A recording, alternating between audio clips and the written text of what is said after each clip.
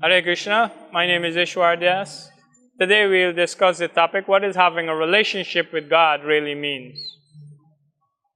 So, if we have a relationship with someone, then this relationship has to have 1 out of 5 characteristics.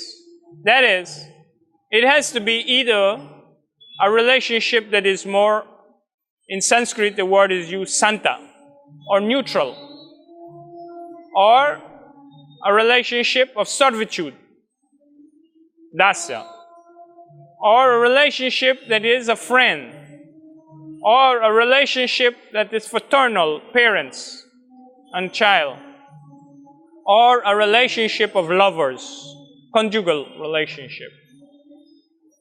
So actual relationship with persons is based on these 5 characteristics. Just like we have a relationship with our chair, our bed, these relationships are called santa relationship. It is neutral. They serve us, but it is more neutral. That is, we take service from them, but they're not able to do much. They just do just basic. Just like a bed is just something that is just basic. You just lie on it. So it's just like a santa relationship. Then you have servitude relationship, somebody that serve you like unto as a servant and a master.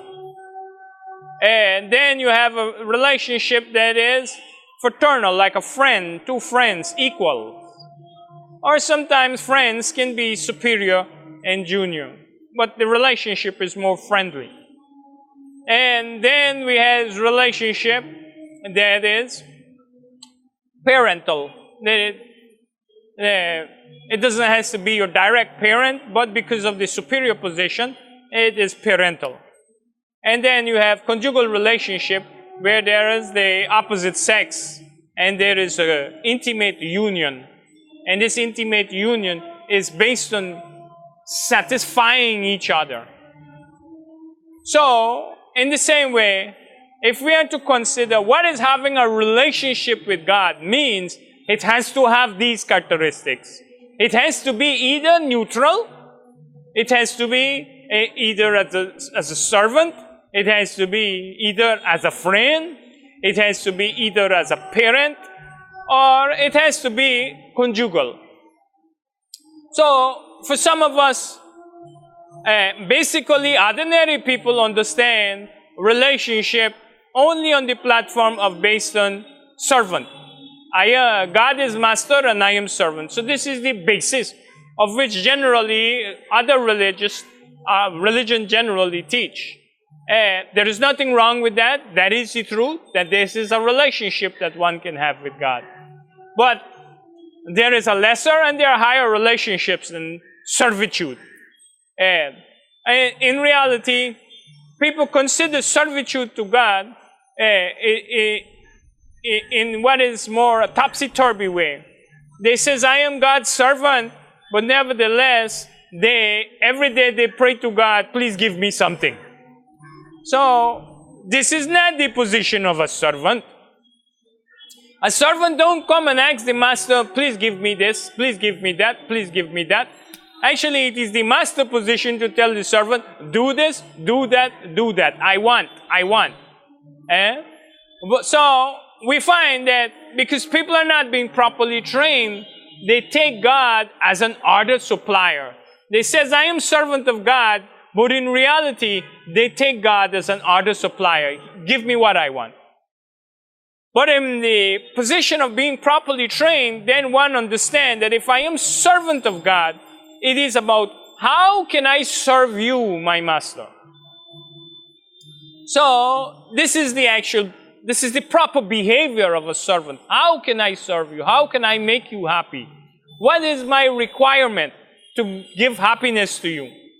So this is actual relationship. But if we are in a servitude position, if we are considering ourselves servant, but we are simply asking favors from the master, then that relationship is questionable as to if we are actually the servant or the master or the order supplier or God is actually the order supplier. So, in the relationship of Santa, then one is like a tree or a bed in the kingdom of God and simply giving pleasure to God. In the kingdom of God, then if one is a servant of God, then he takes care of serving God. How to make his bed up, how to put on his shoes. For some people, this is, for God, when they think about God, they think of something vague. God is not something vague. It's not just a something. God is a person. And he has to be a person. Just like, take for instance, with us. If your senses has no interaction with a particular object, your mind cannot manifest the image of that object. And if someone is to relate to you about that object, then they has to give you something that is reference that your senses that have interaction with. Otherwise, without your senses has no interaction, whether relatively or negatively or positively, then you has no conception of arriving at a conclusion as to what is the formation of something. So similarly, if God is just a thing, He's not a person, He's just a thing, then how can He create forms?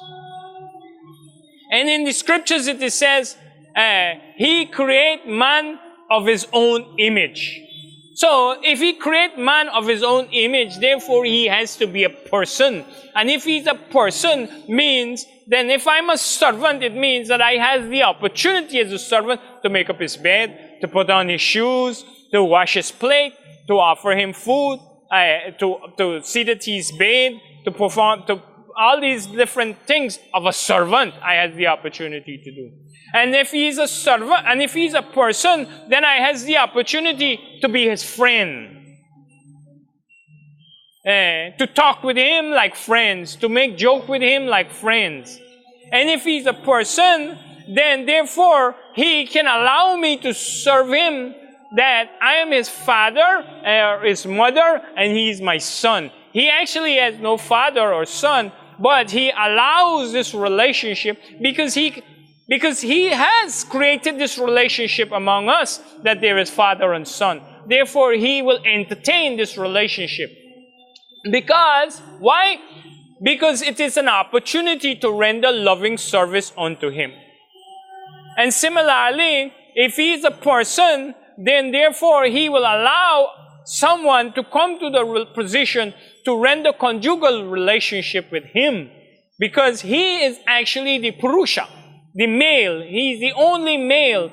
But we have to understand this in spiritual concept, the material existence is a perverted reflection.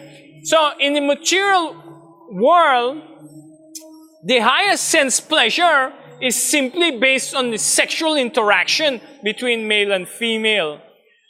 But similarly, since it is a perverted reflection, therefore the pleasure in the relationship between God as the supreme Purusha, the male and female, it doesn't entail the same sexual relationship. But it is a relationship based on emotional feelings of male and female. So these relationships is there. So if one has to be trained by someone who is already in these relationships and who has attained this perfection in his relationship with God, one has to be trained by such person, and then gradually one will learn how to give up the bodily concept of relationship and become situated in its actual position as a spiritual being and enter into that spiritual relationship with God. So this is possible, but it takes training, it takes renunciation of material enjoyment, it takes detachment from the material world and material bodily concept of life, and it takes a spiritual position. One has to attain a spiritual position. That spiritual position by which one can understand this concept. Hare Krishna.